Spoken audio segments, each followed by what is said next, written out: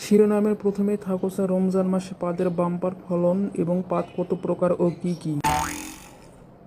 এবার হারাই বিস্তারিত জানামো। আমার নাম মোহাম্মদ পাদের আলী, আগে আমি পাদেলেই। কিছুদিন আগে দেশত পাদের সংকট দেখা গেলেও ও রমজান মাসে পাদের বাম্পার ফলনের প্রভাব বেশি দেখা যাচ্ছে। এক গবেষণায় দেখা গেছে রমজান মাসে পাদের প্রভাব বেশি দেখা যায়। এর কারণ মূলত মানুষ তেলের জিনিস, ভাজা পোড়া ও হাবিজাবি অনেক কিছু খায়ে থাকে।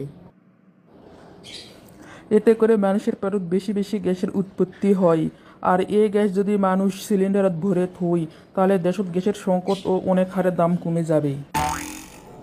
তোরা যদি জীবনে নাই পাদে থাকেন তাহলে তোরাই মানুষের পর্যায়ে পড়েন না।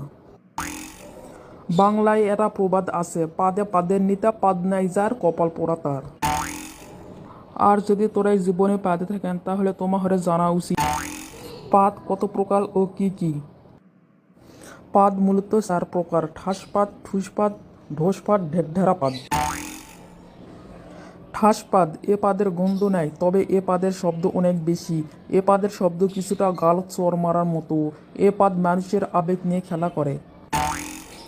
ঠুসপাদ এ পাদের শব্দ নাই, গন্ধ অনেক বেশি। এ পাদ সবার সামনে পাদলে ও বুঝার উপায় নাই।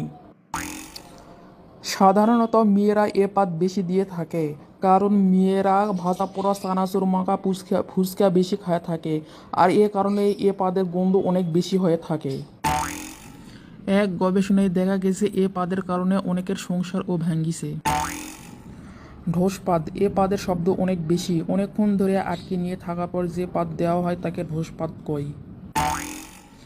এ পাদের শব্দে ঘুমে থাকা মানুষ ও চিৎকার দিয়ে ওঠে, ঠিক মনে হয় কেউ বোমা ফাটালো। জনগণের মাঝে এ পাদ দেওয়া নিষেধ আছে। ভুলবশত কেউ যদি এ পাদ দিয়ে থাকে তাহলে তাক 2 বছরের সশ্রম কারাদণ্ড ও 5,000 টাকা জরিমানা করেছে আইনমন্ত্রী। এ পাদ শুধু বইয়ের সামনে দেওয়া যাবে বলে উত্তম বলে মনে করেছে আইনমন্ত্রী।